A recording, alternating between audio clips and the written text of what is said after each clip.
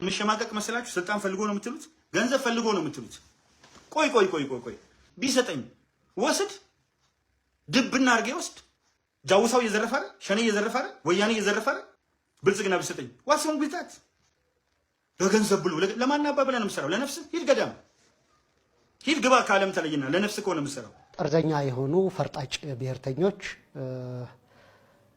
ኢትዮጵያ ከምትባለው አማራ ከመሰረታት ሀገር ተገንጥለን የራሳችን ሀገር መመስረት አለብን ብለው ሲያስቡ አማራን በጠላትነት ነው የፈረጁት። ይህ የስሁታዊ ትርክታቸውና አማራን በጠላትነት መፈረጃቸው ህዝባችን ተነግሮ ማያልቅ ዋጋ እንዲከፍል ባገሩ ባይተዋር እንዲሆን በሾቹ እንዲገደል፣ እንዲሰደድ፣ እንዲፈናቀል ሀብት ንብረቱ እንዲዘረፍና በአጠቃላይ ባገሩ ውስጥ ተከብሮ የዜግነት መብቱ ተከብሮለት እንዳይኖር ተደርጓልና ይህ የሆነው እነዚህ ኃይሎች በመደራጀታቸው መሆኑና አማራው ደግሞ በአማራነቱ ተደራጅቶ እነዚህን ጥቃቶች የነዚህን ቡድኖች ሴራ መመከት ባለመቻሉ የሚገርመኝ ነገር መምህር ታዬ ቦጋለ በፊት ላይ እንደምናውቀው ከሆነ እንደውም አማራ ላይ የተሰራው ትርክት ልክ አይደለም ይቅር ይሄ ነገር ብዙ ነገሮችን ያመጣል ሲል የነበረ የአኖሌ ሐውልትን ሲቃወም የነበረ አኖሌ ላይ ቆመው አርሲ ላይ ቆመው ሐውልት ልክ አይደለም ያን ከምታቆሙ ስንት ነገር አድርጉ ሲል የነበረ ሰውዬ ብዙ ጥፋቶችን ሲቃወም የነበረ ሰው ነው። እንግዲህ እንደምናውቀው በፊት ላይ ታዬ ቦጋለ የምናውቀው በእንደዚህ አይነት ነገር እንጂ አሁን ላይ በሚያራምደው ብሔር ጠል አማራ ጠልነት የሆነው አካሄዷን ነበር የምናውቀው። አሁን የብሔር ፖለቲካ ውስጥ ገብቶ ኢትዮጵያዊነትን ገፍቶ ብዙ ነገሮችን ሲያራምድ የምናየው ነው አሁን ላይ ታዬ ቦጋለና ተገለባባጭ በጣም ተለዋዋጭ ነው የሆነው። በጣም ማይሆን አካሄድ ነው እየሄደ ያለውና መምህር ታዬ ቦጋለ በጣም ደስ የማይል አካሄድ ነው እየሄደ ያለውና ዶክተር ደሳለኝ ጫኔ እንዳለው ይሄ ትርክት ዲፕ የገባ ነው፣ በብዙ አይነት መልገድ እየሄደ ያለ ነው። ምክንያቱም በጣም ልንቃወሙ የሚገባና ልክ ያልሆነ አካሄድ እየሄደ ያለ ነው። ምክንያቱም ሰዎችን የሚያጫርስ ብዙዎችን ነፍስ የሚያጠፋ አካሄድ ስለሆነ ልንቃወም ይገባል። እንግዲህ ታዬ ቦጋለ እያለን ያለው ማንም የከፈለኝ የለም ማንም የደገፈኝ የለም ነው እያለ ያለው። ታዲያ እኔ ተደብድቤ ወጣው ያልከው እንዴት ነው? ወደ ሀገር ውስጥ ዝም ብለህ ገባህ ወይ ምንም ሳይኖርህ? ይሄ ማያስኬድ ነው። አሜሪካ ውስጥ ስላልተመቸ ነው የመጣው ታዬ ቦጋለ ተመችቶኝ ነበር የቆየሁት እዛ እያለን ነው የሚገኘው። እዛ ደግፈውት ነው ሄደው እንደሚታወቀው ከሆነ አሳደዱኝ ምናምን አለና ከዛ በኋላ ወደዛ ሄደ አሜሪካ ውስጥ ሳይመቸው ሲቀር አሁን አሽቀብጦ ወደ ሀገር ገባ ማለት ነው። እና ያ ነው የምናውቀው ታሪኩ ይሄ ነው። ሌላ የሚጭበረበር ነገር የለውም።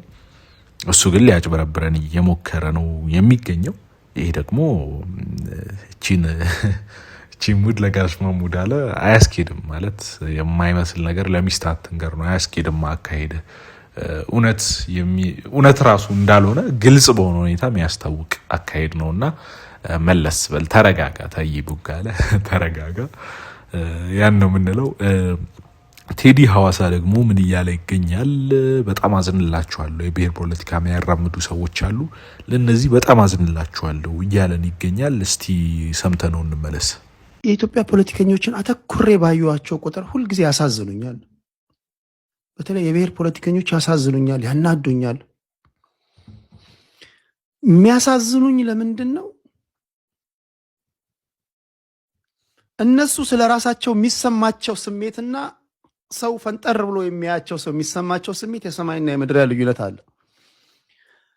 እነዚህ ብሔርተኞች ራሳቸውን የሚቆጥሩት እንደ ነፃ አውጪ ነው። ስተቿቸው ህዝቡን እንደተቻችሁ ነው የሚቆጥሩት። ብቻውን ይመጣል ወይ ብቻዋን ትመጣለች፣ እኛ እያለ ነው የሚያወራው፣ እኛ እያለች ነው የምታወራው። እነሱን መተቸት ህዝቡን እንደመተቸት ነው። አንድ ሆነው ብዙ ሆነው እንደሆኑ ነው የሚያስቡት። ግን ወጣንበት የሚሉት ብሔር ራሱ አያደምጣቸውም። ከትግራይ ልጠራልኝ ትችላለህ? አንድ ገብቶ አገሪቷ ላይ የሆነ ባለው ጉዳይ ላይ በደላችንን ልንናገር ነው ነፃ ላወጣችሁ ነው ምናምን ብሎ ሲያወራ 1000 ሰው እንኳን አያቸው 200 ሰው 150 300 ሲያወሩ ግን ላበላብ ሆኖ ነው የሚያወሩት። የህዝብ ውክልና እንዳላቸው ነው የሚያወሩት። ተበድለናል ተጨቁነናል ምናምን ይላሉ። የሚያያቸው ብዛት 50 60 ኦኬ። እናንተ የሚሰማችሁን ስሜት ህዝቡ የተሰማው ከሆነ አትሊስት ተበድሏል ተጨቁኗል የምትሉት ሰው እዚህ ቲክቶክ ላይ አለ። ለምን አያደምጣችሁ? ሐሳባችሁን የምታስቀምጡበት መንገድ ህዝቡ ሰልችቶታል። ራችን ላይ በዚህ ነገር ልክ ነው ቴዲ ሐዋሳ። ምክንያቱም ነፃ እናወጣለን እናቆመዋለን እንደግፈዋለን ብለው የቆሙለትን ማህበረሰብ ይጎዱታል። በተዘዋዋሪ እንደግፈዋለን ይሉና እናቆመዋለን ይሉና ወደ ጦርነት ይከቱታል። ከሌላው ጋር ያጣሉታል። እነሱን ስትቃወሟቸው እንዳለ ህዝብ እንደተቃወማችሁ የሆነ አንድ ሰው በሆነ ግለሰብ በሆነ ብሔር የወጣ የሆነ ነገር ካደረገ እንዳለ በጅምላ ህዝቡን የመጥመድ ምናምን አይነት አካሄድ ነው የሚሄዱትና ልክ ነው ማለት ትክክል አይደለም አካሄዳቸው። ምንም የሚያዋጣ ውሃ የሚያነሳ ነገር የለውም በውስጡ። ስንመረምረው እንደዛ ነው የምናገኘው። ሌሎች ሌላ ያገኙ እንደሆነ አናውቅም። ነገር ግን እንዳየነው ከሆነ ውሃ የሚያነሳ ነገር የለውም በውስጡ ምንም ማለት ነው። አልባሌ የሆነ አካሄድ ነው። በዛ ነው የተጠመደው ህዝቡና በእንደዚህ አይነት ነገር ጠምዶ በዛ ላይ ደግሞ እንደ ብሔርም ደግሞ ለራሳቸው ብሔርም ደግሞ የሚሆን ነገር ሳይሆን ምንድነው ከሌላው ጋር አቀራርቦ የሚያኖር ሳይሆን የሚያጠማምድ አይነት ትርክት ነው የሚተርኩት።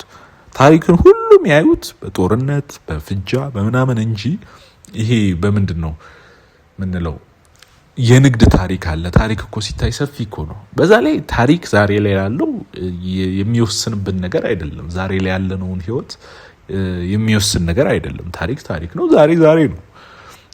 መማሪያ ግን ይሆናል። ትምህርት መውሰጃ ይሆናል። በዛ መልኩ ግን አይደለም የሚተርኩት፣ በማጣያ ነው። እንደው ከተረኩት እንኳን ቢያንስ በመልካም ለምን አይተርኩትም? በሚያቀራርብ በሚያዋድድ አላስፈላጊ በሆነና በጥላቻ ላይ በሆነ አካሄድ ነው የሚሄዱት። ሌላውም በመጥላት ላይ የተሰራ አይነት ታሪክን ነው የሚፈልጉትና በጣም አስቸጋሪ ነው። ብዙዎቹ ማለት ነው፣ ሁሉንም አይደለም። አንዳንዶቹ ለህዝባቸው የሚጠቅም ነገሮች ይዘው የሚመጡበት ሁኔታ አለ። እንደ ሀገርም ደግሞ ሀገር ጠልነትም የሌላቸው አሉ።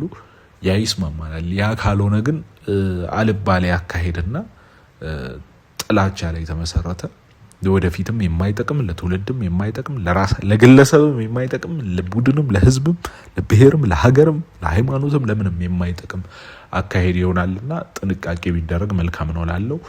እናንተ ምን ታስባላችሁ? ኮሜንት ላይ አስቀምጡልኝ። ቪዲዮውን ላይክ አድርጉ፣ ሼር አድርጉ፣ ቻናሉን ሰብስክራይብ አድርጉ። እንድሰራው የምትፈልጉትን ነገር ጠቁሙኝ። በቀጣይ እስከምንገናኝ ደህና ሰንብቱ ለማለት እወዳለሁ። ደህና ሁኑ።